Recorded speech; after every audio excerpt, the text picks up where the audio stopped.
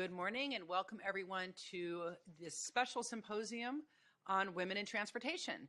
I am Assembly Member Laura Friedman from Los Angeles, and it's been my honor for the past few years to chair the Assembly Transportation Committee. And during my time chairing that committee, I've noticed that we're at an unusual point right now in California transportation policy history, which is we currently, for the first time I believe ever in the legislature, have women chairing both the Assembly Transportation Committee and the Assembly Transportation Committee and the Senate Transportation Committee. And in addition, we now have women at the very top of major transportation and planning agencies throughout California. Whether it's LA Metro or CTC, women are now at the very top levels of making transportation policy. And that's unusual because this field has been a very male-dominated field for many years. So I became interested in thinking about whether that is changing the way these agencies operate and what their focus is and what they're centering. So I brought together an amazing panel today to have that discussion for the next few hours. And rather than read everybody's bio, I'm going to ask the panelists to introduce themselves in whatever manner they see fit. And I'm going to start with my wonderful colleague, Assembly Member Stephanie Wynn, who also sits on the Transportation Committee with me and who very graciously offered to join us today. Oh, it's already on. All right, wonderful. Thank you, Assembly Member Friedman. And thank you so much for pulling this together.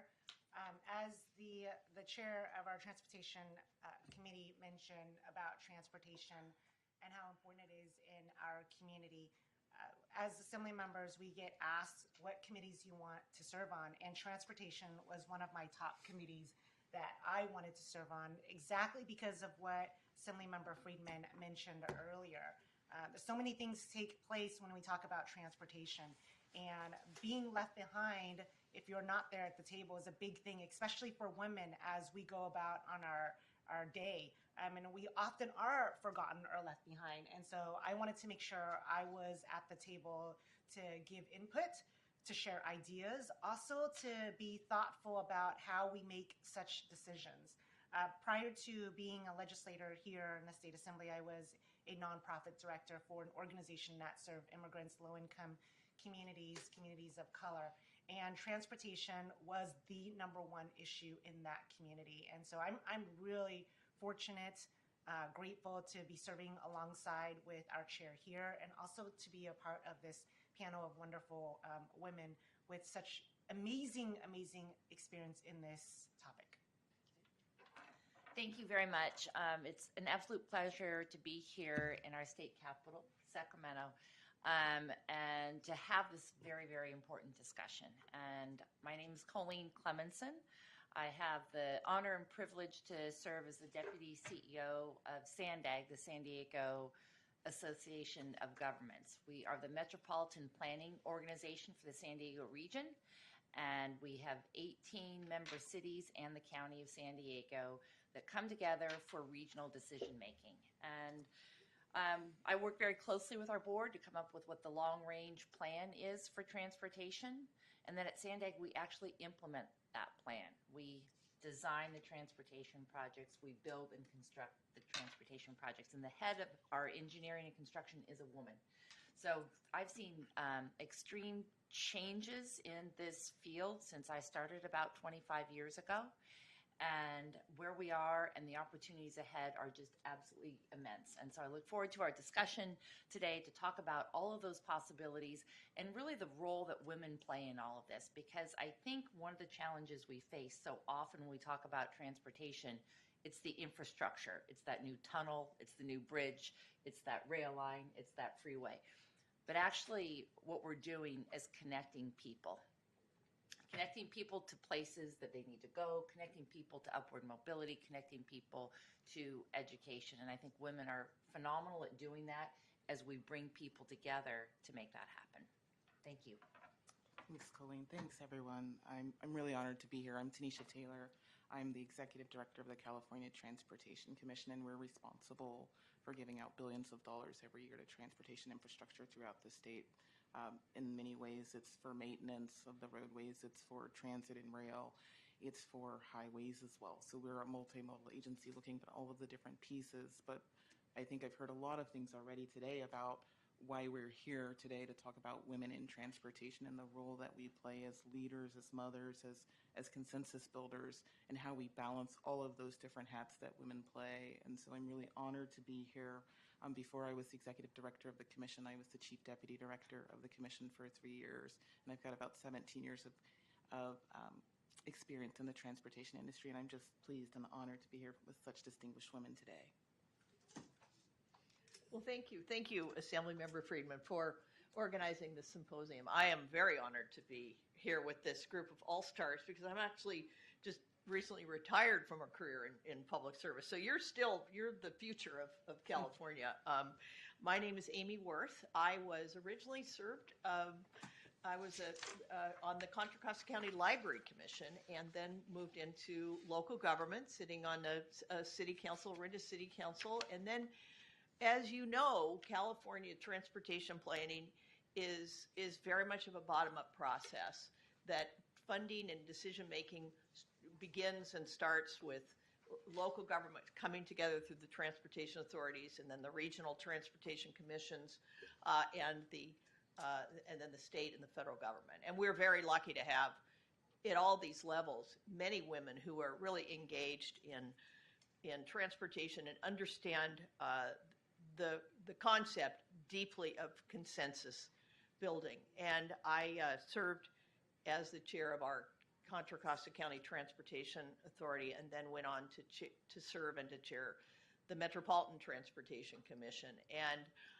it is, when you look at the many areas where women can work, whether it's in the private sector in engineering or urban planning or the public policy arena, transportation truly is one of those elements that is the heart of people's lives. And with the passage of this Senate Bill SB 375, which linked in California planning for housing and planning for transportation, it has really revolutionized transportation and housing planning for the present and the future of our state, and also our leadership with climate issues. And we're very lucky to have an assembly chair who is deeply committed to the multimodal aspects of transportation and how can we address our climate issues through transportation planning and investment. So I am really honored to be here. So my role is a little bit more on the local government side, the regional government side. I have spent many hours coming up to Sacramento with my hand out, asking our esteemed legislators for funding for initiatives to match the local dollars that our region and our counties raise, but with all the shared goal of really improving the lives of the people in our state, and recognizing that transportation is one of those critical elements, like education, like housing, which is essential to provide opportunity for mobility, both in terms of the physical mobility, but also in terms of social mobility and improving the lives of our families and all people in California. So it's my honor to be here today. So thank you. Thank you. What I love about this panel is that you really have a wide range of different sort of perspectives and different roles that you've all taken from each other in the transportation space. So both the assembly member and myself are policymakers. We both come from local government. So I've never had to sit and work on an engineering schematic for a train. I've never had to do the logistics about how you were going to stripe for a bus lane, but I certainly have had the experience of having to interact with my community and explain to them why we're doing something, why we're not doing something, how it's going to change their daily experience. We have people who deal with a lot of council members and a lot of different agencies and try to work out those issues between them, which is so important, of course, in transportation, because a lot of these projects are multi-jurisdictional and they go through many different jurisdictions. We have CTC, which is doing transportation planning for the entire state, doing that overarching policy, and then someone, again, down in the local level, but more maybe in the weeds on some of that. Talk for a minute about what you think having so many women not just sitting at the table but at the head of the table, what that's starting to change where you are, and is that a change? Do you feel, is that something that is relatively new, or is this just a continuation of a long time trend, or is it a slow trend, or has it been a revolution? And I want to ask you what that's going to change. And maybe to set that up, I'll give just a little personal experience, which is that when my child was little, my daughter, when she was in her stroller, I took transit quite a lot. In fact, I used to take the bus to the Metrolink station, and I would take Metrolink into downtown to go to meetings of the Metropolitan Water District with my child in her stroller. And there was a time where I was going to take the bus, and the bus driver, even though the bus was pretty much empty, the bus driver told me that I had to fold up my stroller, which at the time meant I had several bags in the stroller. I had to take the bags out of the stroller, and to fold the stroller, because it was a larger stroller, I had to put my child on the ground to do that because I was alone. So, a toddler on the ground, bags on the ground, trying to wrestle with a stroller. I think it may have been raining. Even if it wasn't, it's a great visual. It could have been raining. Right. And, I'm thinking to myself, we are making room for people's bicycles, but we're not able to make room for strollers. Why is this? And I understand that, maybe there's safety concerns, but we can figure that out. We put a rover on Mars. We can figure out how to safely store someone's stroller with their bags in them. But it seemed to me at that time that no one had thought about the experience of a woman with a stroller, maybe with twins in the stroller. How does she get on that bus with her being safe, those babies being safe, and whatever she's carrying? So it just made me think that, clearly someone who had the experience I had probably never come up with either the design of the bus itself or even given this much thought. So with that, I'll now throw out that question. Has this been a slow trend, or is it a revolution? And how is it changing what we're thinking about who our passengers are and what their needs are? And whoever wants to start. We're going to be very, very free form here. Maybe I can start. One of the things that I've noticed, it's been kind of a slow transition, but a fast transition at the same time, especially with the pandemic. I started at the commission in the pandemic, and one of the things that we really noticed was how hard it was for moms to be in the workplace during the pandemic, even being virtually with schools closed, with everything going on around us. And, I was new. That was my first true big shoes leadership position as the chief deputy. And what I started to notice was I was stressing because I was holding my son with one arm out of the camera while trying to lead an agency at the same time. And what I realized was I was doing a disservice not just to myself, but to my team. Because in holding my son out of earshot, I let the women and sent this false message that perfection was the answer and that we all needed to be able to do that. And I will be honest, once I started letting my son come in, and I did it intentionally, I let him come into the camera so the women on my team could see that I, the leader of the commission, don't have it all together. And the reality of having to hold those shoes, hold that space for a team is important. And it's different for a woman than it is for a man. To your point, Assemblymember, about how we look at transit and how women engage in the system, we do have to think about how we lead differently and how we set those examples. Because I've got single mothers on my team who have 2 kids at home during a pandemic. Little Anthony comes in with a Darth Vader costume, everybody laughs, and we shed the false women have to be perfect mantra. And I thought that was really important because in not having to be perfect, it allows our team to have those tough conversations about, was the world built for us to engage in a simple and meaningful way? What's the role of our spouse in that discussion as well? And picking up and filling some of those pieces that we really have to look at. And for me, it relieved my stress. But I know for my team, I've had many women come up and say how important it was to see little Anthony on the screen because they weren't so worried about their children. They could do their jobs. They could be moms, which is important in this conversation. But that's just one example that I have. Okay. I love the personal stories, and I think that all of us have experienced in our careers and actually using the transportation system, various challenges. And I think to answer your question, Assembly Member, has it been slow?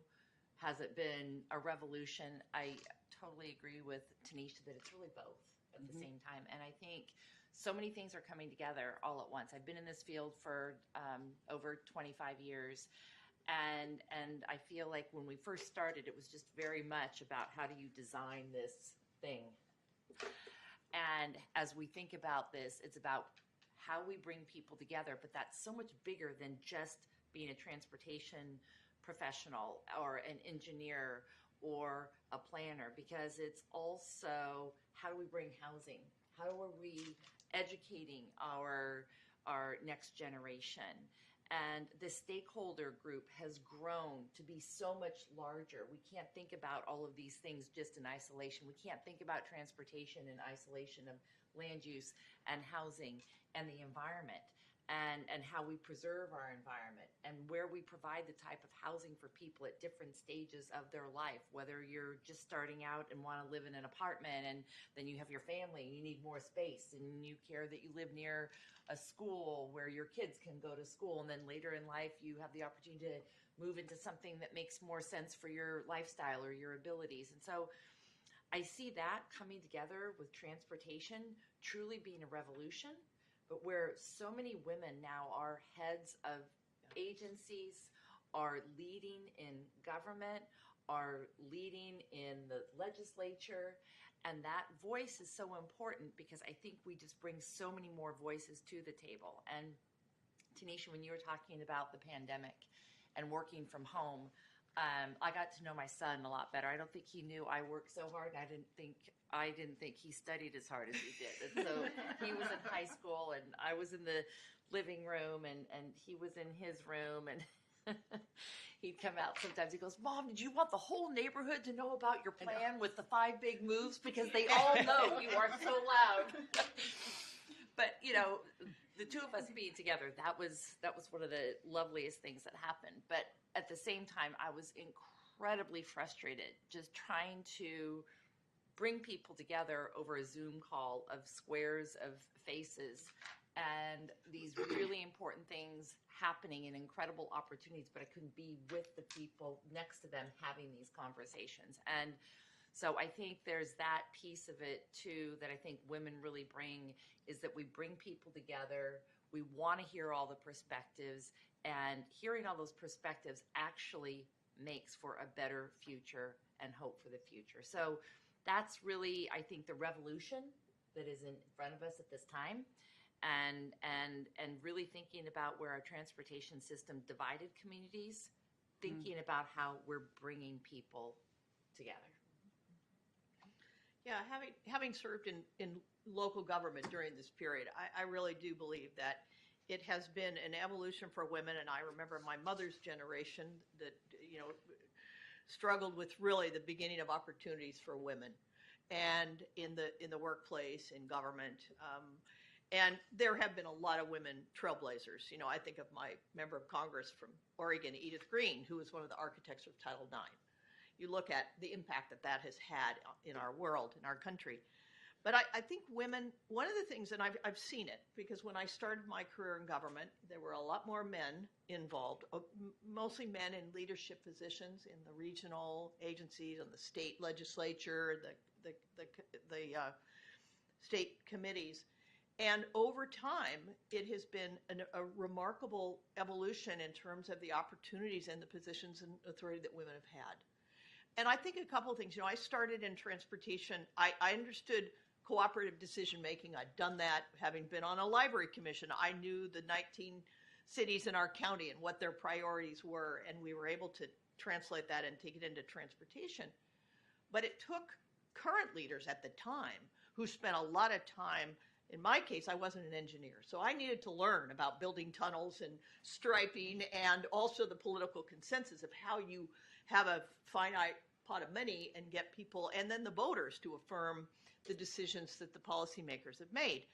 But at the time, I remember there were a lot of men who were in the positions of leadership that, rather than some industries where they work hard to keep the doors closed, my sense and my experience was the doors were open, and there were a lot of time and energy that we all got to learn kind of the content of the industry and the business, but also the political environment, coming up to Sacramento and how this works, and having leaders who were welcoming. And I think now we are at a wonderful point where we have women that, I was talking to Assembly Member Friedman before the seminar and realized we were so excited when she was appointed chair of the committee, because for the first time, that had been a long time, we'd had women in that position. And I think that women bring a perspective of the stroller in the bus, getting kids to school, knowing what traffic is like, dropping kids off and having to get to work and cross the Bay Bridge, and all of the day-to-day challenges. And what I think it's been immensely helpful is not only are women in a position to sort of see the future, but to understand that how transportation impacts people on a daily basis in their lives. And it's a very different point of view. I think also transportation planning is one all the way from the federal down to the local government that requires collaboration and cooperation. And women have this innate ability to sit down in a room and work together. And sharing priorities. That's one of the biggest challenges when you're in a regional transportation authority, because there are any number of cities. In the case of San Diego, it's 19. In the case of the Bay Area, it's 101 cities and 9 counties. And how do you bring that group together and very often bring the voters together? And so I think that the ability of women to communicate also on a one-to-one equal basis with constituents is immensely important in making these kinds of decisions. Can I add? Yeah, please. So I agree with everything that was said. And Amy, you're right. I think Colleen also said how we bring people together. We build bridges for transportation or whatnot. But in reality and in person, we do the exact same thing, right? We reach out. I think women are the ones that are more willing to say, how do we figure this out? Let's get this done. I mean, if there's one thing we know how to do, we know how to get it done, right? But the story that Assemblymember Friedman talked about with her child, and the story that Tanisha talked about with her child in the Zoom meeting and letting folks see that, when we see that on Zoom, the first thing us women do is, and I know through our mind we're thinking, we need to do this, we need to do that, or she needs to have help with this or whatnot. I don't think if there was a room full of men, if they saw that, they would say the same thing, right? Mm-hmm. For instance, your experience on the bus, if I was on the bus, I'd probably start thinking, I need to call them and say, hey, you need to figure this out, right? But I'm sure you weren't the only one that happened to. I'm sure that happened to many others as well. On the way here, I had to drop off my daughter at school, driving towards east. The sun is, the sun has just come up. And all these kids are walking to school, and there's a crosswalk. But I literally had to go maybe 3 miles per hour, because even though there's a crosswalk and somebody holding that stop sign for the kids to go through, I could not see anything, right? And I thought coming here, like, we got to figure this out, because it is so dangerous, right? Mm-hmm. So when we think about transportation, it's not just about getting in the car, getting in the light rail, getting in the bus, getting in whatever. It's about everything. It encompasses our entire life. And so those are things that I think women do a really phenomenal job thinking about. But, to your point about leadership and to what Amy had said earlier, it wasn't that long ago that it was just all men, right? I know you say, very short, but it wasn't that long ago, right? And so the more that we get women at the table to talk about this and to show them that we've come a long way, we could figure this out and be a mom and be a wife and be a daughter and be a sister and do all that and fix it and figure it out for you as well too. That's what makes it so wonderful, is that we're able to do all of that and still figure out the transportation issue. Mm-hmm. And so, I think we need to push more of that. I think we need to share the fact that it has been challenging to be at the table. It has, the fact that you are the first woman to chair transportation in a long time, I don't know, in forever, that should be alarming for all of us. And the first time there's been one on each house. First time ever. That shouldn't sit okay with anybody, right? At all. And so, I think everything that we talked about is real, but I think we need to escalate it and push a little more. Absolutely. Your comment about that, about how it should be alarming to us that we have to even notice that it's the first time there's been a woman chair in each house, reminds me, I went to a hearing once in this building, and there was a bunch of women in the hearing, and one man, who came and sat down, and he looked at us and he said, "Oh, it feels so weird to be the only man." And I looked at him and I said, "Really? Really? Tell me what that feels like." And he actually, to his credit, he kind of stopped and he said, "I guess you feel that way a lot, right?" And I said, "Yes, but no one ever notices that, this should show you that it doesn't feel great to be the only one. It shouldn't, that should be noticed by the other participants as well. And they should actually try to help do something about that when that happens." So absolutely. So let's get a little more granular. So we talked about how big picture, we're forming consensus. We're taking maybe a more holistic view in terms of policy. I have read that post-COVID that a lot of our transit agencies are recovering, but their ridership is different. So instead of the 9 to 5, generally male commuter going to work, we're now having more women, often low-income women, who are transit dependent, who are using transit to take their kids to school, to go to work, to go shopping.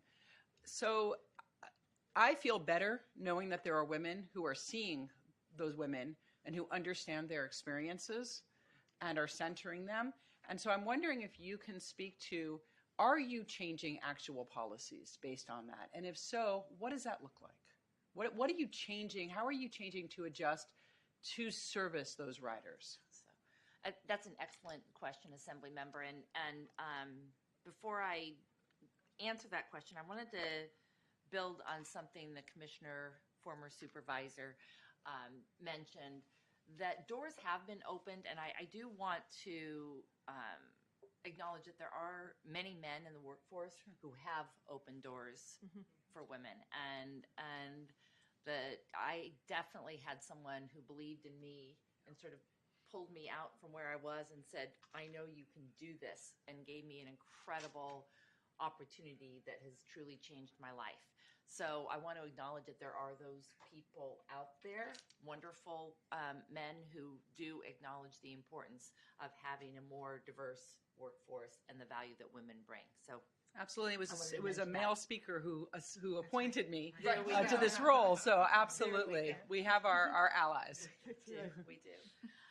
The biggest thing I see coming up now in transit, louder than ever before, is the concern. Stroller, we're bringing groceries, we're bringing a lot of things with us, and how we feel safe, how we engage in the surroundings around us, how we walk down a sidewalk. All of those things matter to how we use each of the modes, because if we just think about how we drive a car down the road, we forget the part where we get out of the car and we walk to the grocery store, or we pick up our kids, or we're taking transit, and we're still multimodal even in taking transit, because we've got to get out of the bus, we've got to get off the train, and we still have to get to our destination. So how do we do those things? The answer isn't always a scooter. For some people, it is a scooter. For a mom with the kids with her groceries, maybe the answer isn't a scooter. But what is that answer, and how are we talking about that in a more holistic way? How are we aligning housing with transportation? That's one of the things that we've really pushed further in our SB1 guidelines by aligning the pro-housing designation and really pushing jurisdictions to think about the whole trip, not just the part of the trip that we tend to think about, because most people are in cars, but everyone is not in a car. Everyone shouldn't be in a car. How do we get people out of cars? And once we get them out of cars, how do we get them safely to their destination has been this larger focus of us, especially with the Climate Action Plan for Transportation Infrastructure.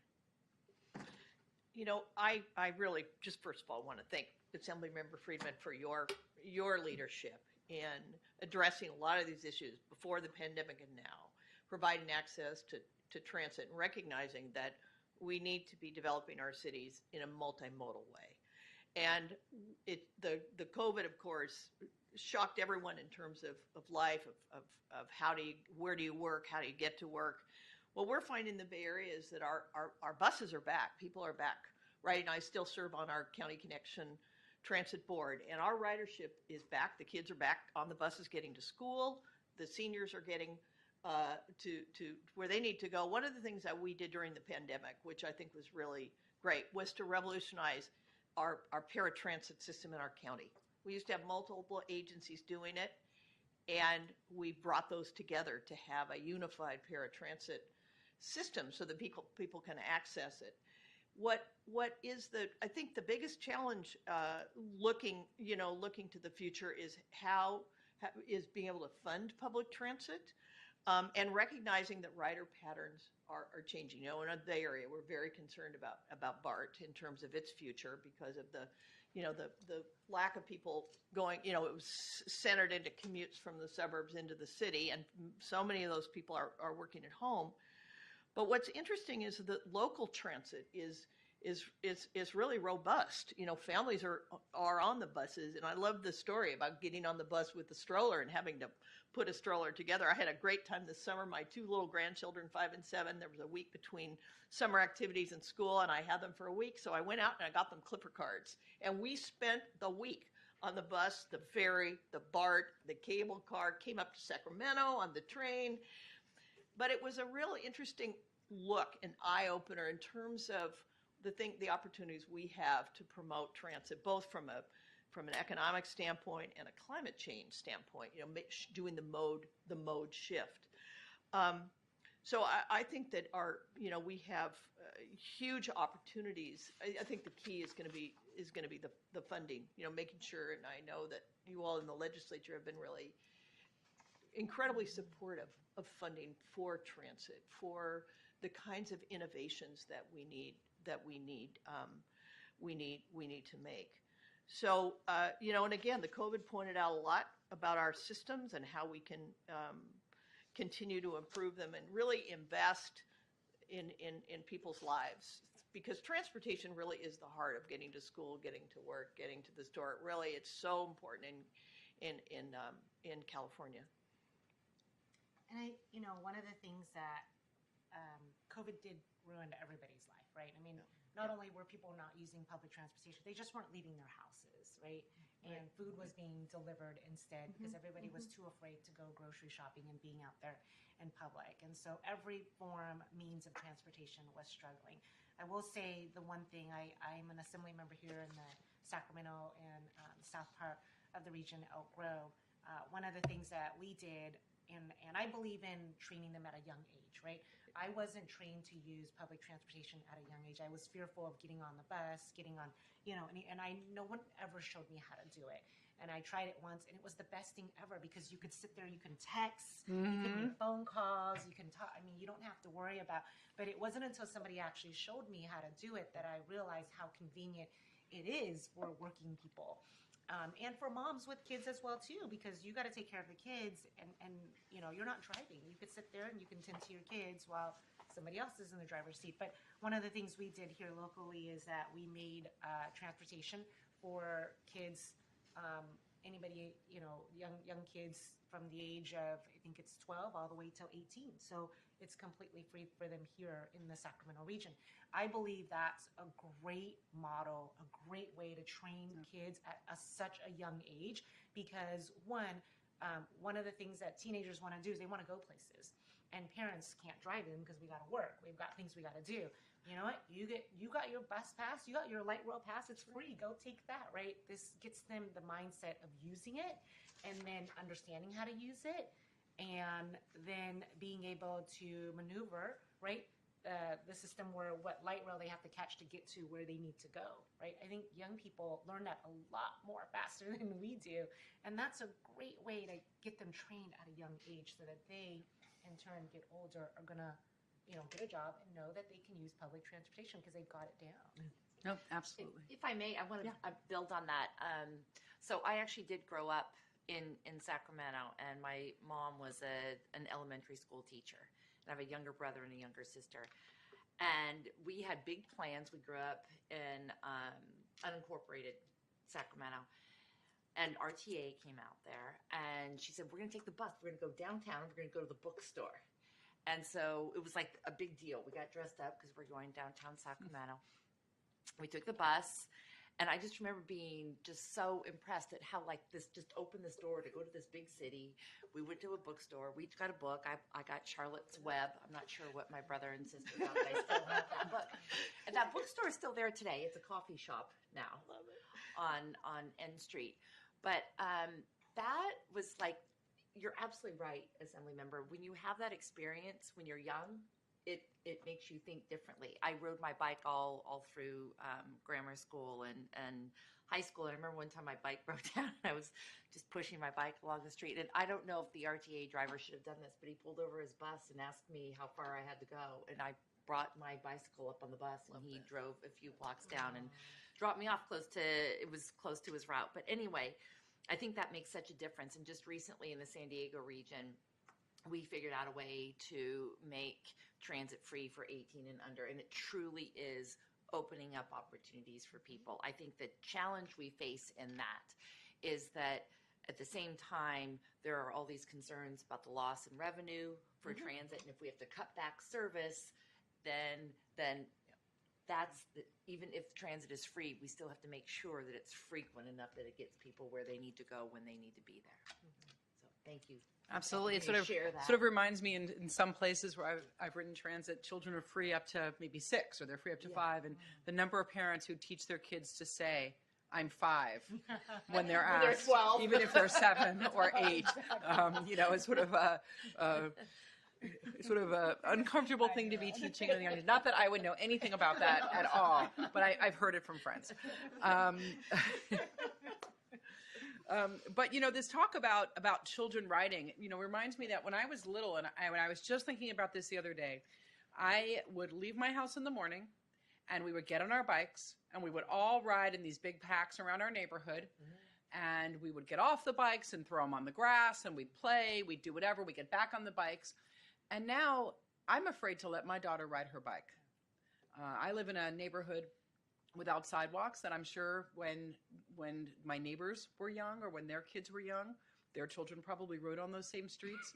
But now, because of the amount of speeding and just what we've seen with the increases in pedestrian and cyclist fatalities increasing year after year by many percentage points, not just a few, I'm wondering if your agencies and all of you in your official capacities are thinking about that user safety, not just in terms of the crime piece that we were talking about, which is very important, but also in the street design piece more.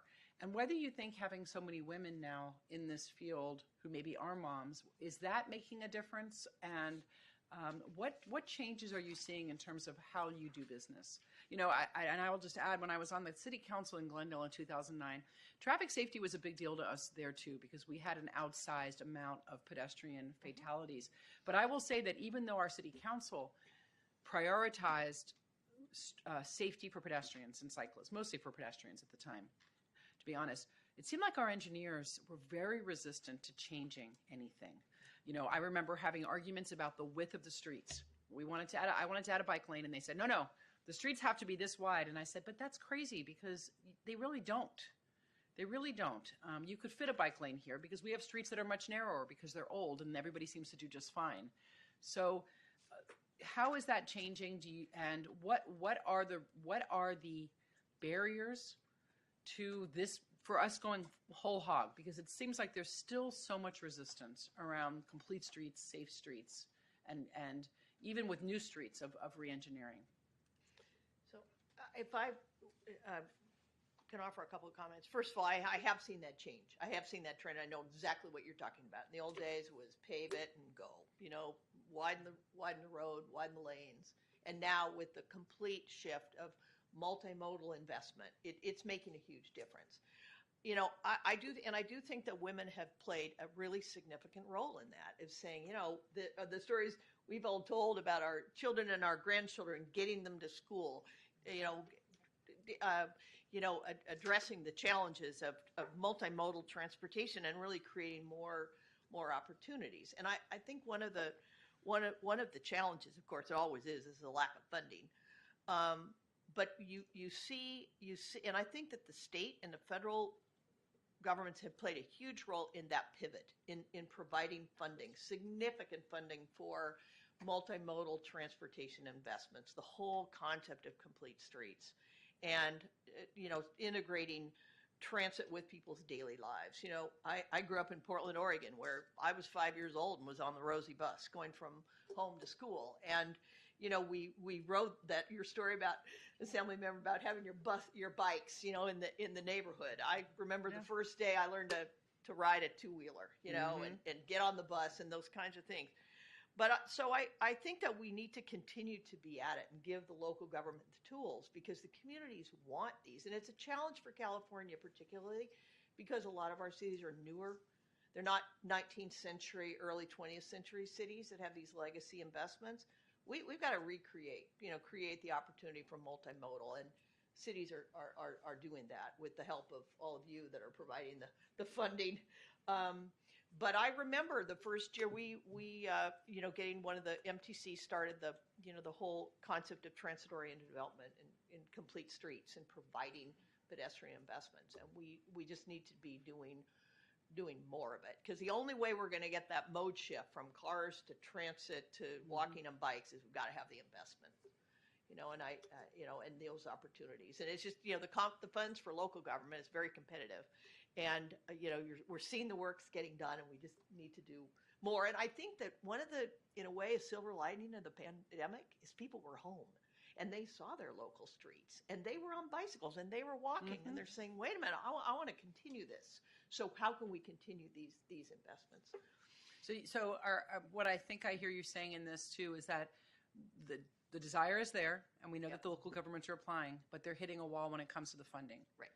There's just not enough money. Exactly. And I think that the self-help program that the state established, really invested local governments in transportation planning and investment, but the funding is very limited. But I appreciate the state, California Transportation Commission. You guys have worked so hard to spread those resources into these priority areas, transportation and transit and investments, to be able to make those kinds of lifestyle changes happen. Yeah, no, I appreciate that, and that acknowledgement of what the commission is doing, because there is this reality, right? When we talk about our active transportation program, we got an additional $1 billion infused in that program, and thank you all for that.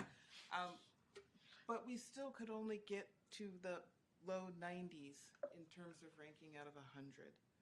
That says a lot about the need. There was still 3 times the amount of projects unfunded as were funded.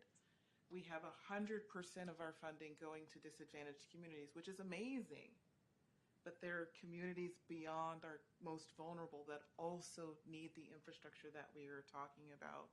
We've started to see this shift where we're starting to see road diets come to the commission as projects. And if you would have asked me when I started my career 17 years ago if an engineer was going to give up a lane, oh my gosh. Right. It would have been a World War III in the room, right? But those things are starting to become part of the conversation. Those things are starting to become normal in the conversation. How do we slow down traffic so our kids can get across the street? How are we aligning complete streets and programs that traditionally haven't had a complete street kind of mindset? The State Highway Operation and Protection Program is continuing to push towards more complete streets, continuing to push our engineers to think about what's beyond the road and how it impacts with how people travel, how we get to that multimodal vision that we're looking for. And I think it's been said once, it'll be said multiple times, how we align our funding, how we bring our pots together to meet these needs, recognizing that we don't have enough money to buy our way out of everything, especially if we're not working together, the state, the federal government, the locals, and the regions, to deliver this vision of how people actually travel and travel in a safe way. And I think that's why it's so important that women be at the table, because, we had the Americans with Disabilities Act, and we got all these beautiful curb ramps. And guess what? Moms didn't have to jump a curb with their strollers. Yeah. And it's this connection between all of these pieces, all of these policies, that we need to have women at the table saying, that's good for this, but it's also good for this too. And we're getting multiple benefits, multiple co-benefits from the things that we're investing in. And I think that's the place where we're going to get the biggest bang for our buck, is when we're not just singularly focusing on what's the one goal that we're trying to meet, but what are the multitude of goals and the multitude of ways that people travel and need to get around, and how do we ensure that our dollars are buying multiple benefits as we're delivering the transportation system? I think adding to that, I'm just going to use really isolated, just kind of thinking about bike projects, bike lanes. And 20 years ago, we had class 1, class 2, class 3 bikeways. And, that has really changed. And I think that has a lot to do with moms and women being in the workforce, and trying to think about how we get our kids safely to school. And I feel like the policies have changed. And in the San Diego region, we came up with a policy of we need everybody from 8 to 80 to feel comfortable walking or biking on our streets. Right. And that definitely came from more of a woman's perspective. But the barrier I see is really implementing these projects. And I have mixed feelings about whether I think the desire is really there. I think at a high level, policy level, people say yes. Right. When it comes time to actually build these projects, and we at Sandag do, we design and then we build these projects, it is hard. It is hard to get a community to accept that we're going to take a lane away, that we're going to change that to parking, that we're going to have a bike lane, and the car is going to have to wait while somebody uses the bike lane, and we're giving that priority, and that we're going to dedicate maybe a lane certain hours of the day for public transit. It is very difficult, and some of it, we've called these bike projects, and I get questions regularly from my board members, how much a mile is this actually costing? And they're expensive. Some of these are $12 million to $20 million a mile.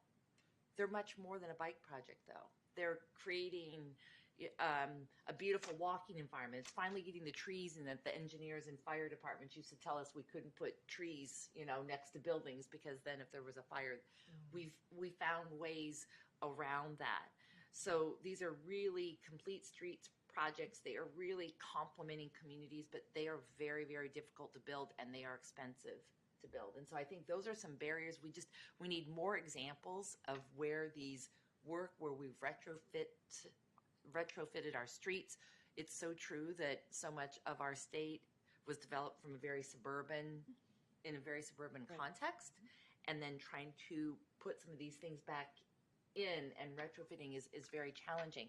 But I do believe that the upcoming generation, they're not driving as much. They're wanting to ride their bikes. They're wanting to take transit so they can be on their phones. And so I'm very, very hopeful for the future. I'm very hopeful for the future. And I think that we've got the policies that we're putting in place that can make that happen. And it's a push to get over that hump and have enough of these projects actually built and functioning. And it just frustrates the heck out of me when I hear we're spending this much per mile and nobody's using it. And I think, we have to have the infrastructure there for people to use it. It's just like no one's on the bus. Well, maybe the bus isn't as frequent as it needs to be, or it's not going to the places where people need to be. And all of those things are things that we can fix and change. And it's really making sure that taking transit is comfortable and it's convenient, and that riding our bikes and walking places is comfortable and it's convenient. And these are great places to be. Your point, if I may just Of course. amplify on that, your point is so well done about the mode shift and change and how do we do that. And one of the things that came after a week of taking my little 5- and 7-year-old grandsons around the Bay Area on transit, after I picked them up after school one day, and the old younger one said, well, can we go to Target, which is about, a freeway ride from Orinda to Walnut Creek. And I said, well, I'm really sorry. It was 5 o'clock. I said, the traffic is so bad. We just can't, the freeway is jammed up. And the 7-year-old goes, well, we could take BART.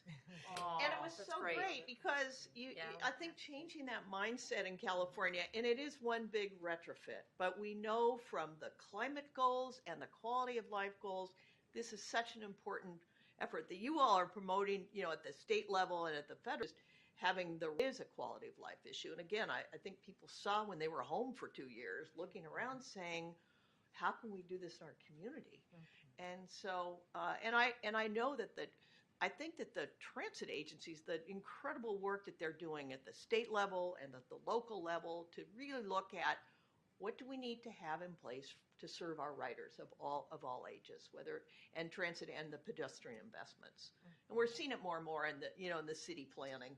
and in the state planning. And I'm grateful for the two of you that are on this, that are funneling those dollars. And I know it's a big challenge because there's a lot of pressure for state transportation funding, but cities have been able to, I think the other thing we do in California is we cobble together. So we have our local priorities with our local transportation measures and then match that with the state funding and the federal funding. I was just talking about a layer cake to fund these projects. Yeah, and similar to Assemblymember Friedman, I remember also just getting on your bike and playing and using your bike to get to wherever you want to. Yeah. And I think the only other time I saw that ever in my life again was during COVID, and that was when bikes were sold out everywhere.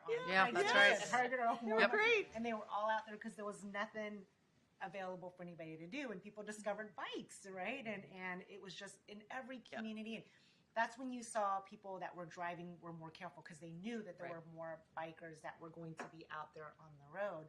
I have a 13-year-old daughter, and we live just a couple miles away from school, and we got her a bike so she could bike to school. But to your point, there's just, I've seen people driving and texting in the middle of, as they're on the way to school, and I'm thinking, I can't send my kid to school on the bike, even though it's real close, because the idea that something could happen to her, right? A collision, and the vehicle always win when it's a kid, and we've seen it happen just in our neighborhood many times already. And so, as a parent, I'm not going to want to send her to school in the bike because I've seen how we have some drivers that are texting while they're dropping their kids off at school.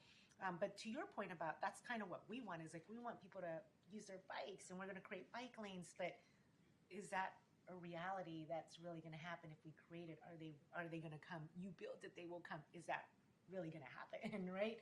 Unless we do something like a COVID where it almost forces people to realize, hey, there is something called a bike and you can breathe fresh air out there, right?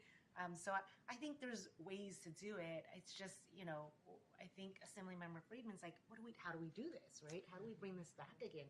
And to your point of your 7-year-old talking about BART, right? I think that's it, right? There's going back to getting them trained at a young level, and it is funding.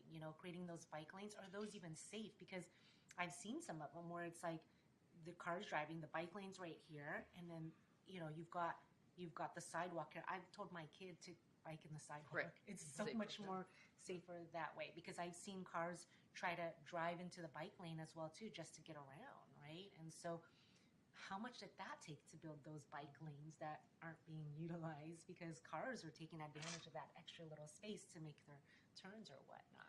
Yeah, and that's a great point that we absolutely have to look at all of these issues together, that when you silo them, then they tend to not really always work. That's why I've been working a lot on the street safety piece. And, sometimes, unfortunately, it takes a tragedy for people to realize how important that is. We had a terrible tragedy in Pacific Coast Highway in Los Angeles this week with 4 college students being killed by a car that was going over 100 miles an hour. But this has been a road that has been responsible for death after death after death over the years. But it's the first time that I'd heard any electeds from that area be interested, for instance, in this automated speed camera program that we just got. The governor just signed. But this is the kind of thing that really needs to be built into our whole approach, right? So as we're engineering the street, we think about these pieces. How do we enforce? Is this road going to invite speeders? And how does our multimodal approach fit into that? So I think that's really important. And I love going from Amy's kind of more rosy, maybe Bay Area view of having a system that actually does work fairly well, to Sandag and Colleen talking about those barriers, which I feel all the time. And I'm wondering from the CTC perspective, we do have a different level of buy-in from different communities across the state. And we have communities that seem very determined to develop a suburban sprawl model that we know does not work for transit, maybe multimodal, maybe depending on where they are and how it's working. But how do you guide those communities or impact those communities? And the way that I think of it is, you see where we are in LA. Why do you want to replicate those mistakes? Don't you want to take what works in communities where it really works, where people are out of their cars, and do that? Why would you build something that over and over again we see worse health outcomes, people not outside, people being forced to drive, and given our climate goals, we're supposed to all already be on the same page about getting people out of their cars. So why not, from the get-go, develop that multimodal and walkable, bikeable community approach? So what are you seeing, and how do you try to help just from the get-go overcome that reluctance? Because I agree with Colleen. I've seen a lot of resistance to these ideas. And even when they talk a good game, people seem to go back and just build the same old. Yeah. Or do the bare minimum. Yeah. So Yeah. how do you get around that? So there are a couple things that we do. One of the things that we just recently did with the SB1 competitive program, so Solutions from Congested Corridors, Trade Corridor Enhancement Program, and the Local Partnership Program, is we really took a lens not just on how do we get people out of cars, but how do we ensure that the solutions that are coming to us are equitable and that the best projects are rising to the top, the projects that are aligning transportation with housing, with multimodal solutions. And one of the things that we saw by doing that, one of the first things we did over the years, we had finally gotten to a standing equity advisory committee, but we started the development of that committee as an equity advisory roundtable. And what we wanted to do with that roundtable was to have local community experts, people who are experts in equity, tell us what we should be doing rather than us telling them what they should be doing, as well as what the committee should look like, right? We didn't come out and say, here's our structure for our committee and go. We said, what's most important for the scope of the committee? What's most important for the people who sit on that committee? And how should that committee engage with the commission, Caltrans, and CalSTA? One of the things that we also thought was really important to try to help us build better projects was we have this tendency to say we're three separate agencies, give us three separate answers. And with this Equity Advisory Committee, we said we want one committee to serve our three agencies rather than tapping the same people over and over again. And we also thought it was important to pay those people for their time and to recognize the importance of that. And let me ask you, because you're talking about equity and we're talking about women. Yep. So was there a deliberate were you intentional about making sure that that committee also represented women, represented diverse voices? Yes.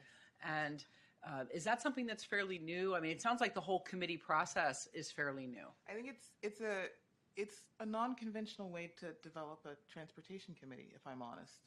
We were intentional about how we developed it. We were intentional about the voices that we picked to sit on the committee, or even the structure of the committee. It's 15 people, but we were intentional in saying women. We were intentional in saying elder individuals. We were intentional in saying tribal governments. We were intentional in the people and the groups that we sought. And we were intentional in not just saying it's transportation. We said it's transportation, it's housing, it's the economy, it's how it all comes together.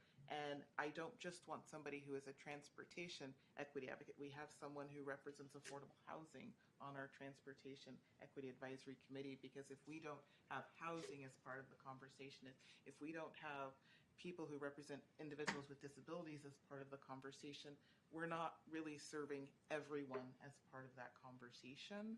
And so they actually helped us in two ways with our SB1 program on the equity side. They actually helped us write the words. We came to them with a blank slate and we added an equity supplement to those guidelines.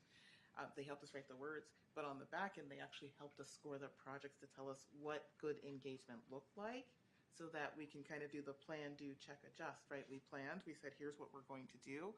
We checked it, and we asked them which projects should rise to the top, which projects actually have genuine engagement in the process. And then when we come back again to update our guidelines next cycle, we're going to ask our Equity Advisory Committee to say what worked the last cycle, what didn't work, and how do we get better.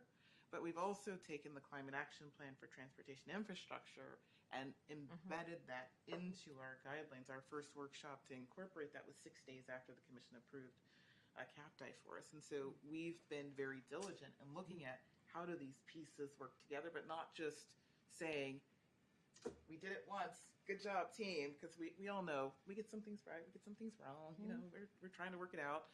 But the important thing is, when we know we've gotten something wrong or it didn't work out quite the way we thought it did, how do we update in the next cycle to keep pushing us forward? Because our guidelines are not static documents where you set them and you let it go. It's kind of, one of my friends said, it's kind of like a balloon. You push one side in, the other side goes out. You push that side back in, something else goes out. You keep adjusting as you go along. And I think the last thing I'll say, which I think is really important, and they're not my words, they're from someone from an agency called Faith in the Valley, that I try to instill in my team as we talk about who we're planning for. And she used a piece of paper as an example. And her example was, we're all taught to write within the margins of the piece of paper. And when we talk about equity, and if we're only looking within the margins, or if we're only looking within the margins of what traditional transportation has looked like, there's a lot outside of the margins. We have to look outside of the margins to see what we're leaving on the table, who we're leaving out. My mother is quadriplegic. If I plan the way that I plan today, my mother will never leave her house. That's not the type of society that I want to live in. Right. That's not the type of society that we need to plan to live in. And so we have to look outside of those boundaries. We have to be flexible. We have to have those tough conversations, which I encourage with my team. You know, it's okay to have dissenting voices at the table because it makes us think in ways that we wouldn't traditionally think.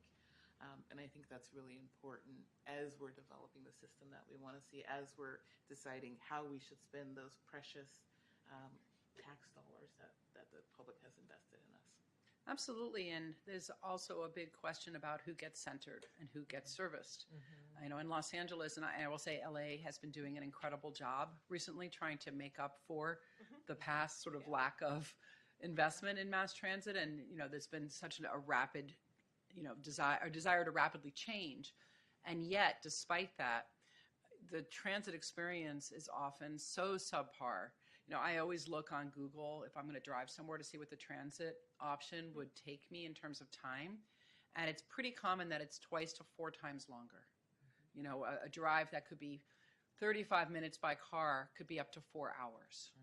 And that's really unacceptable. And the idea that we would allow that for people who are transit dependent, it just shows that we don't center the experience of people who have less means or are physically unable to drive, or can't take an Uber because of the expense, or again, because of, not all Ubers, they don't have car seats maybe. There's a lot of reasons why, people don't do that. And so, as much as our agencies are trying, it shows that in the past, we haven't really cared about these people.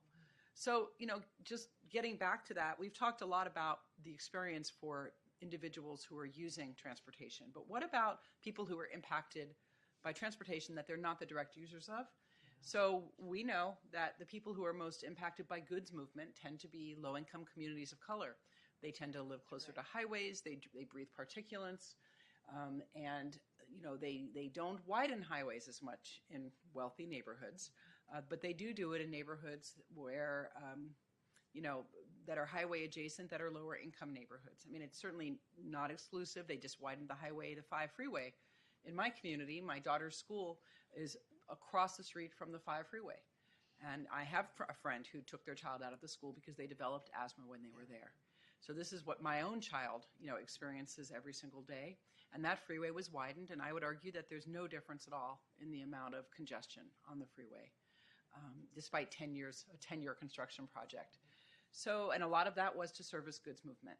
So how do we center equity in goods movement? What does that conversation look like? And is it possible to do that? Is it possible to move goods the way we need to be efficient, but also to make sure that we don't negatively impact these communities? The answer to the question is yes. Absolutely anything is possible. Anything is possible as long as we have the will to make that possible. And I would add that it's the goods movement, it's the highways, it's the ports, all of that coming together, and definitely the areas that have suffered the most. And then because of the way our winds work, a lot of that particulate matter and everything goes out into some of the most disadvantaged communities in the Central Valley of California. I like to think that this is an amazing place that we call home in the state of California. We have so many unique communities, and the solutions are not a one size fits all.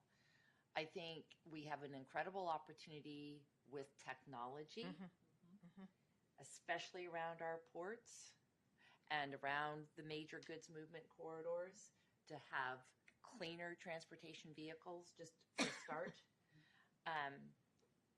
These are communities, absolutely, Assembly Member, that have been divided. How we bring them together, I think there's great new programs that even that Caltrans and the state and the federal government are working on, where we reconnect communities, build those bridges across the freeways. We have a great example of a cap over a freeway in the most urban part of San Diego, City Heights, and that's a beautiful park. I was there. And so there are many things that we can do like that. How we ever right all the wrongs of the past, it's so hard to even imagine how we do that. But the start of these investments, where we have cleaner vehicles, we use technology to better manage how the traffic is flowing through areas, whether it's time of day, whether it's tolling, what the different things are. There are so many different things that we can bring together. Even how our signals are timed, so we don't have vehicles idling. We have vehicles idling at the border, U.S.-Mexican border for over 2 hours. And there are things we can do through technology. We're getting to a point now where we don't have opportunities to widen roadways. There's no space left. And there's still a high demand for goods. So it's forcing us to think about these solutions. So I absolutely do believe it's possible. And again, it's about connecting people and goods and services and getting people where they need to go. And the last thing I'll say on this, in terms of transportation, it's probably the biggest key to upward mobility, and making sure that the people who are transit dependent actually have a dependable way to get to higher education that allows for upward mobility is probably the best investment we can make for everyone to have a better quality of life. Yeah, and I might build on what Colleen has said. I think you're spot on with economic mobility. I am upward economic mobility. I am a first generation college graduate. If you asked me what my dream was, it was not to be the executive director of the California Transportation Commission. My goal was to make $50,000 at the height of my career. I am what we are talking about here. But to some of Colleen's points about how we transition the freight sector, one of the things that's really important, and CARB has already laid us on a path for that through their Advanced Clean Fleets and Advanced Clean Trucks program, is how we green the fleet, how we get to zero emission. And if you ask the Commission what we were doing about that 5 years ago or even 10 years ago, we would have said we were relying on CARB and other agencies. We've since just recently released and it's out for public comment through actually it's closed now, it closed on the 26th, sorry.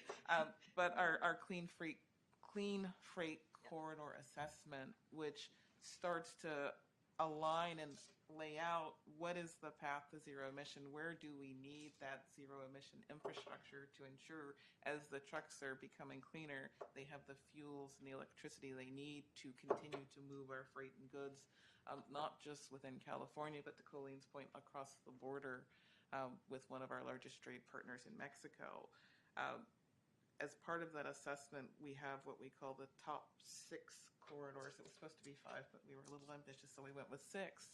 And what we did in those top 6 is we prioritized the vulnerable communities along the 34 corridors that are primarily some of our largest freight corridors in the state. And in the initial viable segment, we've made that a priority for building that initial viable segment so that we can reduce the emissions, reduce the particulate emissions that are harming our communities so frequently.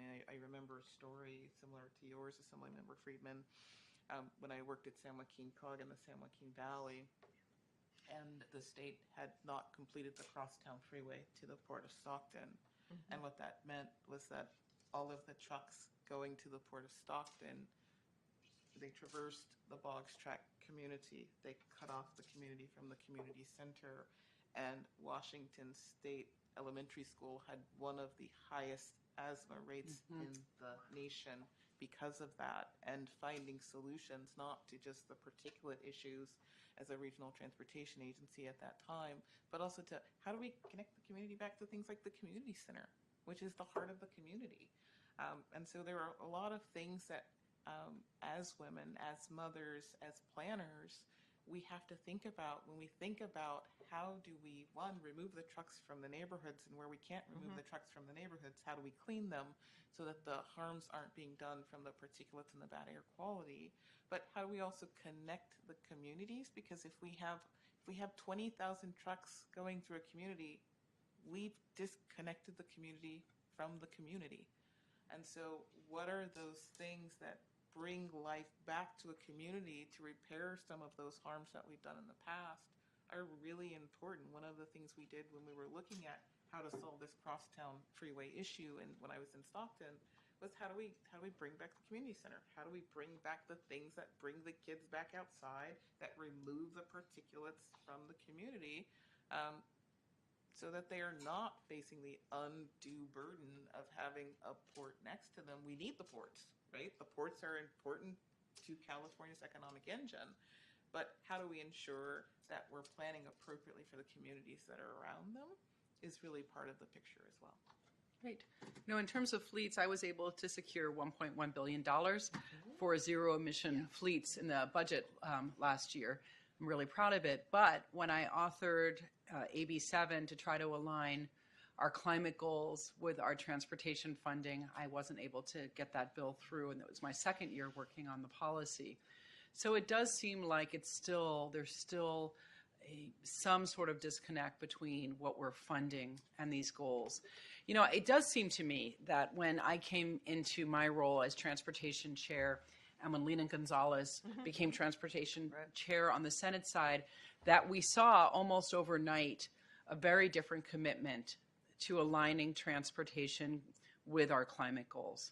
So I'm wondering whether you, just to bring it back to kind of our topic about women, whether you feel that there's any nexus between the number of women now that are in these roles and what seems to be a much larger conversation around climate and around equity in transportation. I think it's been a huge sea change in terms of attitude. Rather than looking at how many miles of freeway can we pour, how many miles of concrete can we pour, it's really a holistic. I think women by nature look at the world in a holistic way. And we look at things like we talked about, transit-oriented development, multimodal investment. The stories that,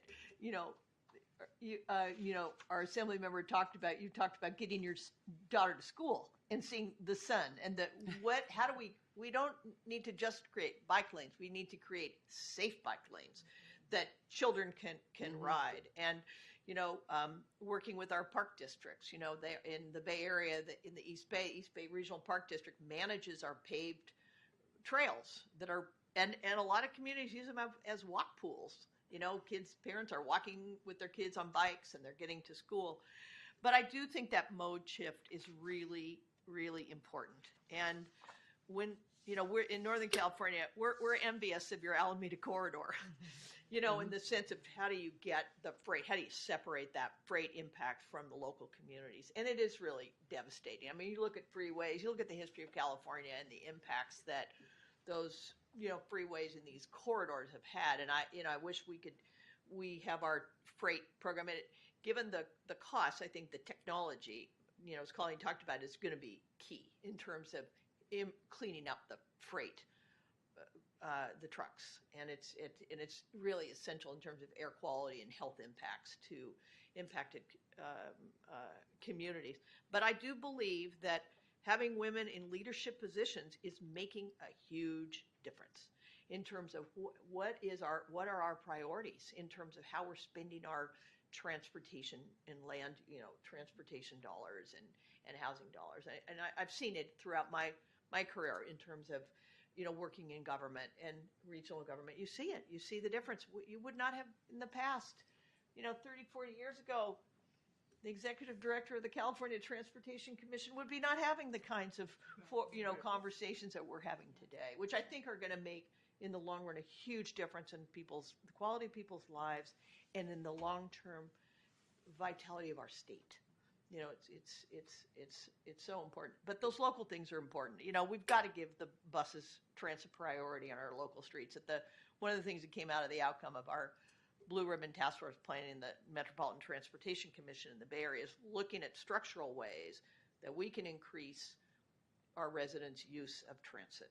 And obviously, it's tough because when you go to a community and say, okay, you got a 3-lane, arterial, we need to take it down to 2 and have one for buses, and you can, like a lot of cities, you can multimodal those auxiliary lanes. But I think it really takes the leadership that the two of you are showing in the state of California to make these changes, because the way the money flows, it's, federal and state matching with regional and local, and you all are in a position, and appreciate your leadership in doing this and looking at these issues and say, how do we move into the future? Because it's definitely not more of the same. We need to be innovating, both from a policy standpoint and using technology too. I think the women in leadership are making a huge difference. Assemblymember Friedman, your leadership, Senator Gonzalez, having those leadership positions, Assemblymember Wynn, what you're doing. I think having the executive director of the California Transportation Commission at such a critical time when we are talking more than ever about disadvantaged communities, and you've lived it, and you bring that life experience. And I think what all of you strong women have been doing are just asking questions. You ask the tough questions so that we can have a dialogue and we engage everyone in coming up with the right solution. And I think that's the important thing. Like, how are we going to address this? What do you think about this? Let's ask the tough questions. And that's what I see happening here. And that dialogue is important because it helps engage everyone in the solution to buy into what that future is. So I truly appreciate that about all of you. Thanks. That's great. I'm going to ask one last question, then we'll go to see if there's any questions from anyone who's here watching us.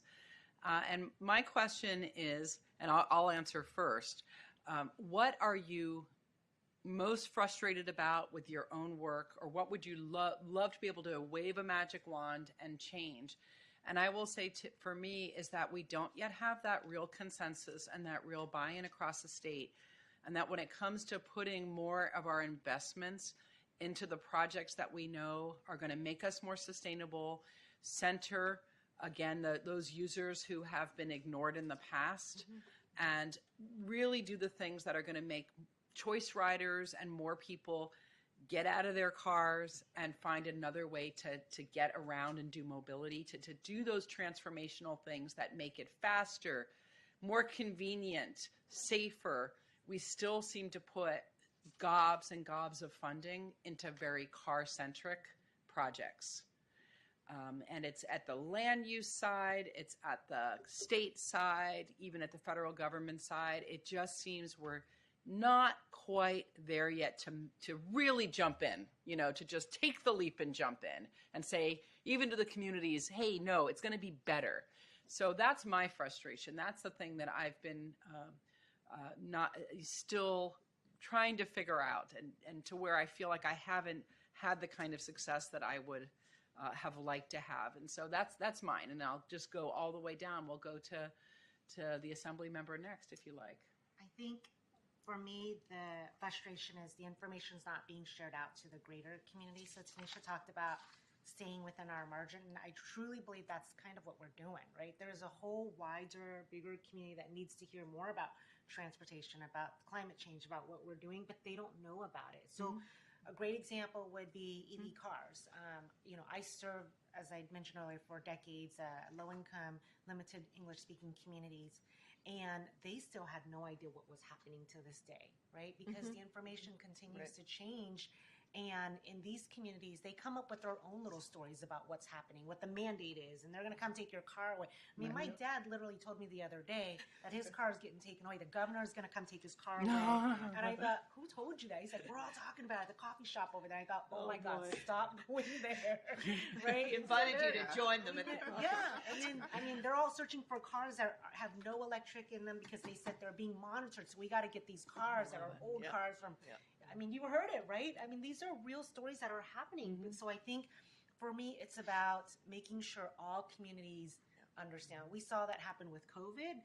Things were changing by the minute. People were coming up with their own stories that were happening.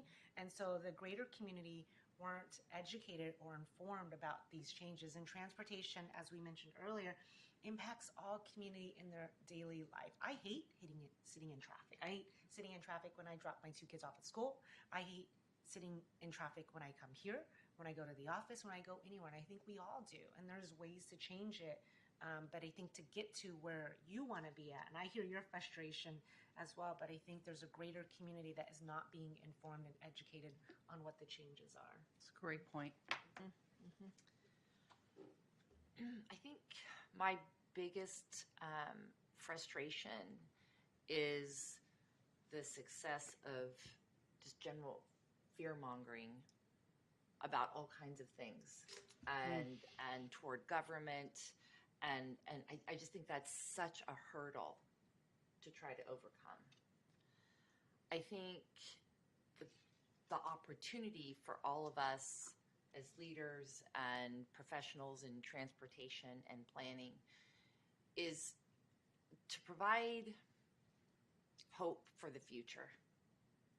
And if we can provide a vision for what the future can be, that's so much more positive that people are going to want to get around that, Right. as opposed to being fearful of something. And I think sometimes where we fall short is we keep like putting new rules on things to try to get to that new future. And then sometimes it hampers the ability to actually put together a vision. And I come from a place where I'm trying to follow all sorts of different state laws, many that are in conflict with one another. And then it starts to kind of water down that opportunity to do something truly great. And so I think that is the challenge that we need to overcome. And to really think about what is the future of California, what is the future of our communities. This state has incredible ingenuity and innovation. There have been so many things invented here. We should be able to create an amazing place for all of our residents to live and prosper. And so I think our true challenge is for us to be working together to provide that hope for the future. Thank you, Colleen. You can tell Colleen and I are friends. It's so important, the word hope, that Colleen talks about, especially when we're talking about the communities we served. And Assemblymember Queen, you talked about it as well in terms of the fear of government, the fear of what we're going to do. And if I'm honest, that's my biggest frustration as well. Some of you may have heard me tell this story before, but my father was a man who didn't vote until he was 60 years old because he was taught that his voice didn't have power in the process. And those lessons that we have taught our disenfranchised communities, they still resonate to this day because we teach our kids what we know. And my frustration is that how we communicate as government officials, as leaders in this space, can exacerbate that problem. And in exacerbating that problem, it means that people don't come and participate in the process. And we're specifically talking about women. It's the same kind of concept.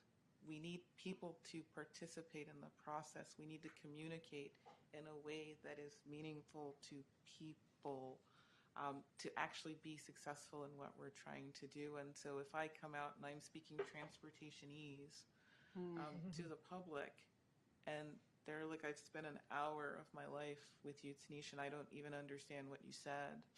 Why should I come back? That is a huge frustration that I have, is that we're so niche, we're so technical, we forget who we're talking to. We forget who our audience is, and we're talking, no offense, Anne, we're talking, no offense, Assembly members, we're talking to our elected officials, and we're not talking in a way that the public can understand, so the public can rally around what we're trying to do, right? A road diet isn't a bad thing, but when it's viewed in the context of it's slowing down my commute home, because we're not talking about transit or how we're connecting and aligning all of these different pieces in a way that the public can understand. It's my opinion that we failed, and that's my biggest frustration. I certainly can understand that because, as you said, trying to make progress when there are a lot of forces, getting in the way of preventing that.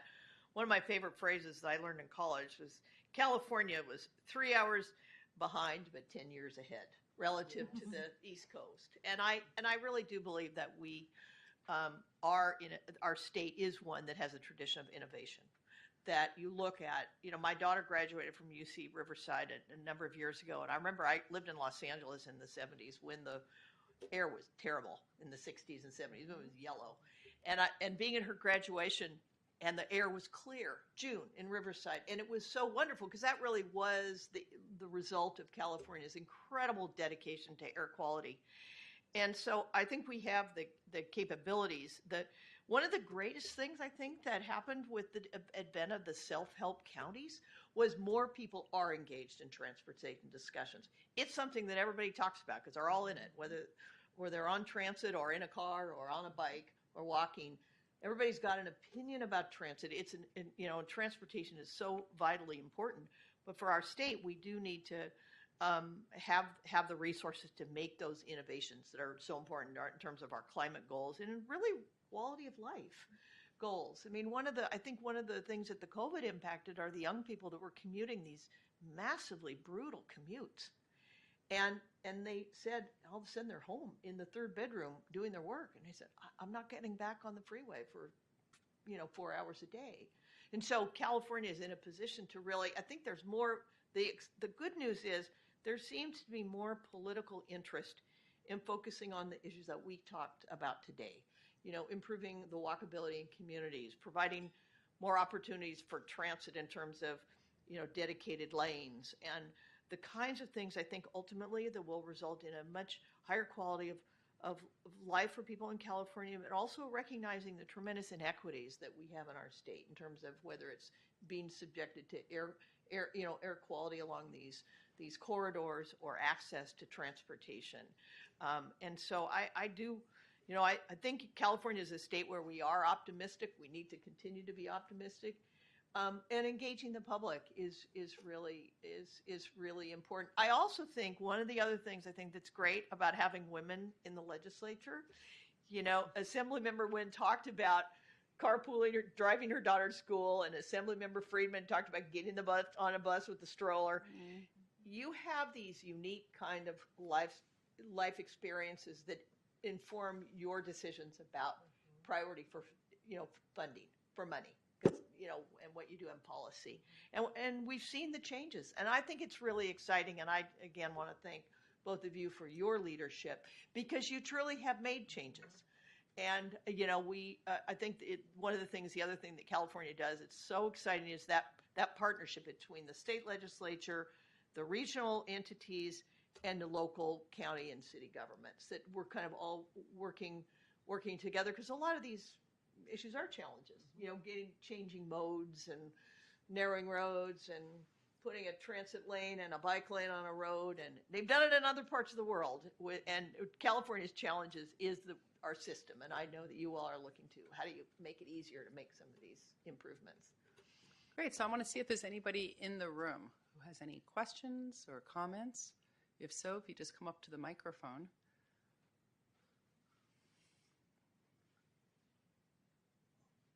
And introduce yourself as well, please.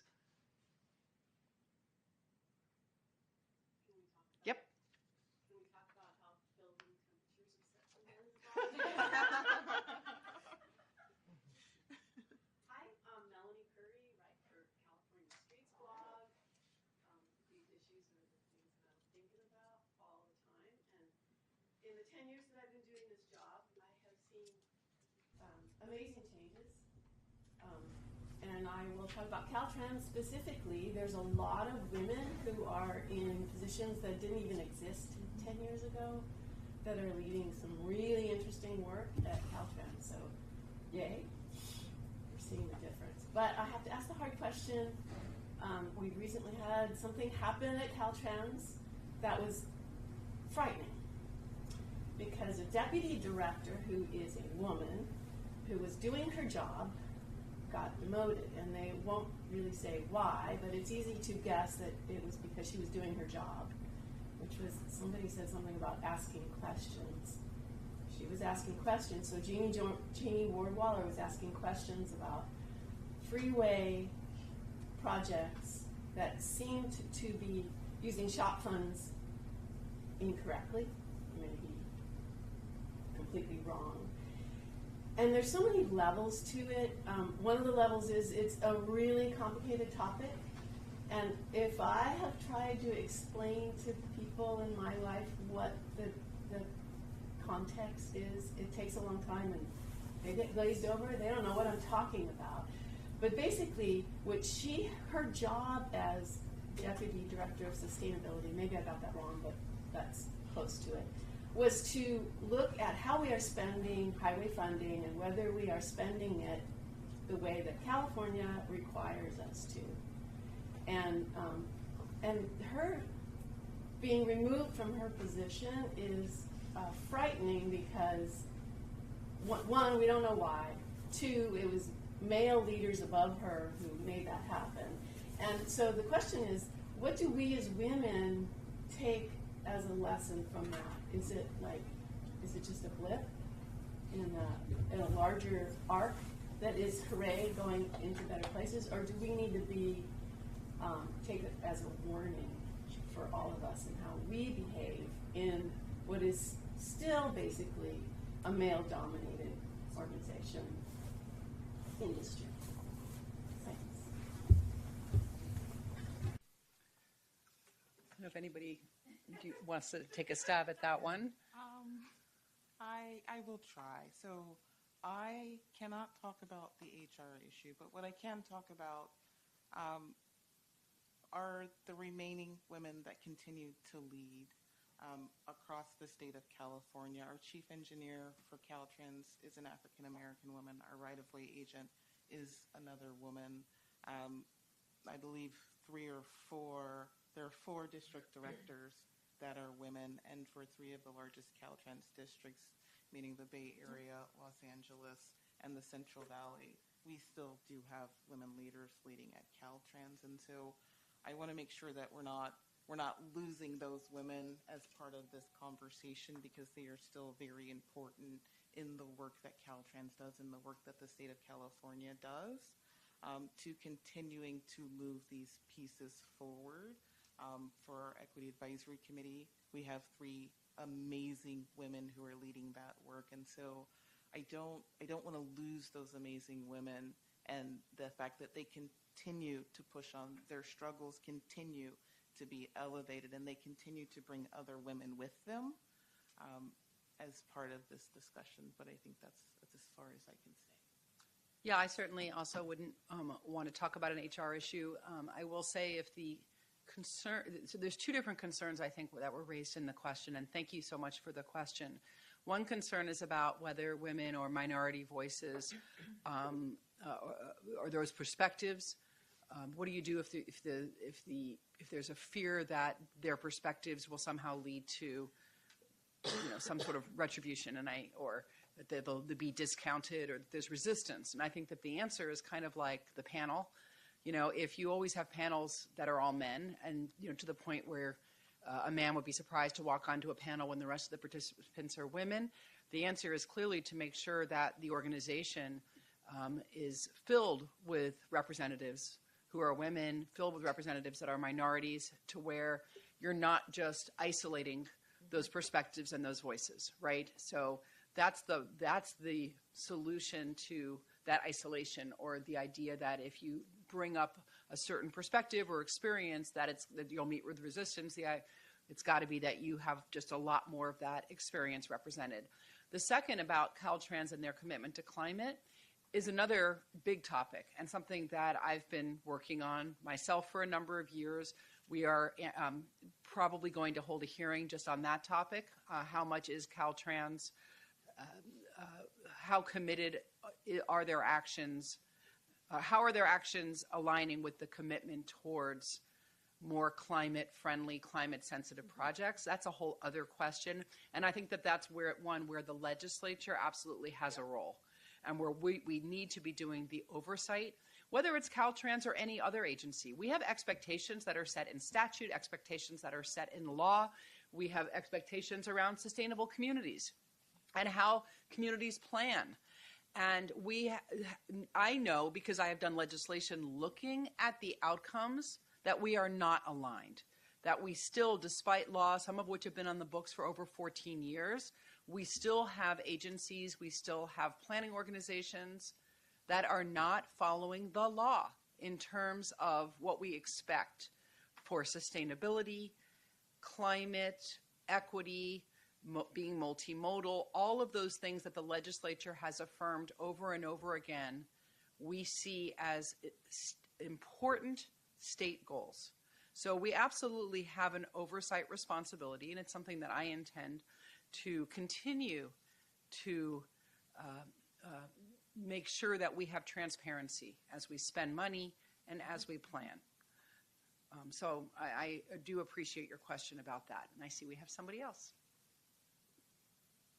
Hi, good morning. Holly Martinez with the California Commission on Status of Girls, the executive director. I just, not necessarily a question, but want to say thank you so much for convening this, for your leadership, Assemblywoman Friedman, in putting this together. I see we have Commissioner Wen, who is on our commission as well, at the table, which is so exciting, because I think what you guys are doing in this room today is doing exactly what we're trying to do at the commission, which is bring women into the conversation, the intersectional lens of both the issue with women's issues, women of color.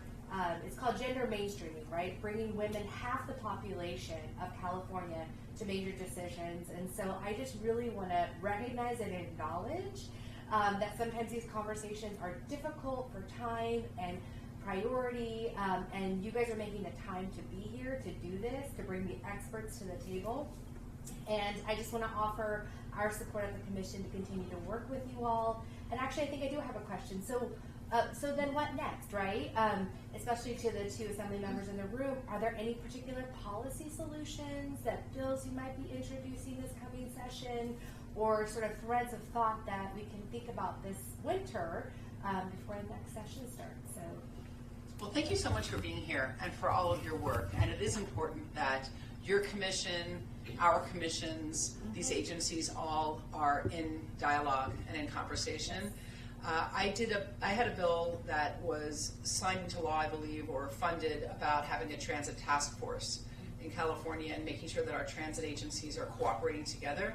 And I do think that making sure that the voices of women, the voices of elders, people, all sorts of people are a part of that, and that those experiences are focused on and not an afterthought. I would say is going to be a big part going forward, and hopefully you can find a way to also participate. And I'll go now to the people that are actually doing the work on the ground. Whoever wants to start. I'm happy to jump in terms of women. As a mother of three daughters that are now grown, I really believe that one of the reasons that women have been successful in transportation is it's taken time. And women started out at the entry-level positions and moved their way up to running the state of California here in transportation, which is huge. But I also think one of the other areas that you all have done, and in groups like the WTS, the mentorship programs for young women starting in grade school. And I in my career, one of the real rewards was meeting with the seventh graders that talked about being on the buses, and the high school students in an MTC, Metropolitan Transportation Commission. We have high school and college internship programs. So I think that's the other thing, is to keeping that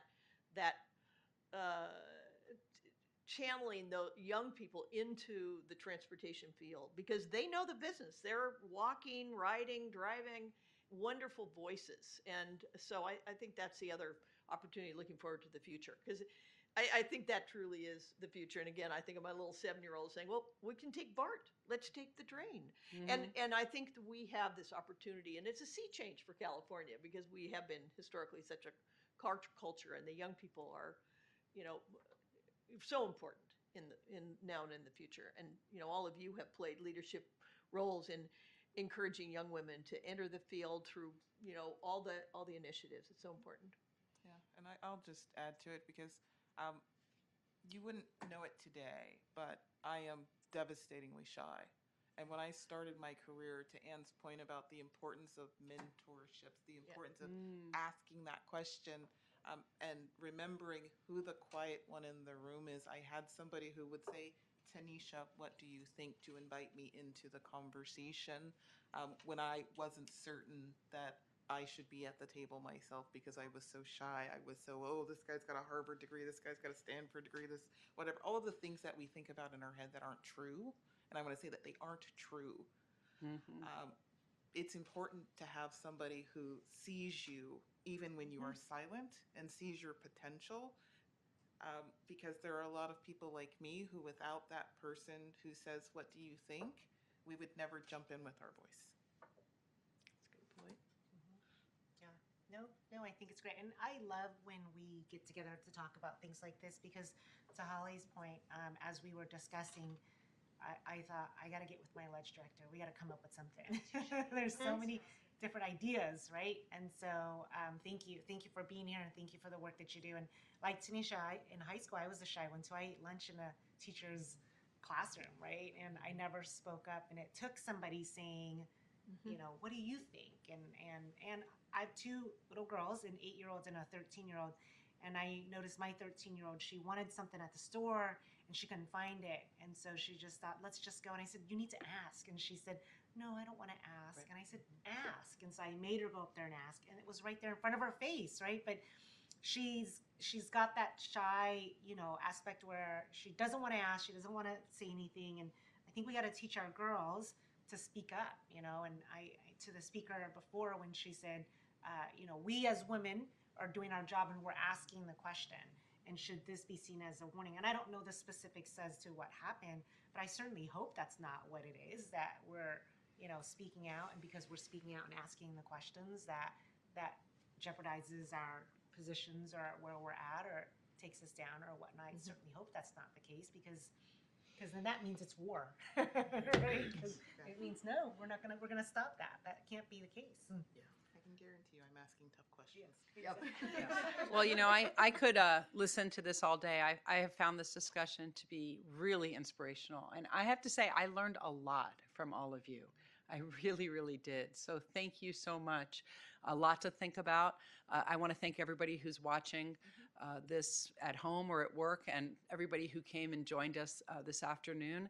Thanks to our amazing panelists. Thanks for sharing your experience with us, but thank you especially just for the work that you do. It's so, so important, and I'm so proud to have all of you represent us. Thank you. Thank you.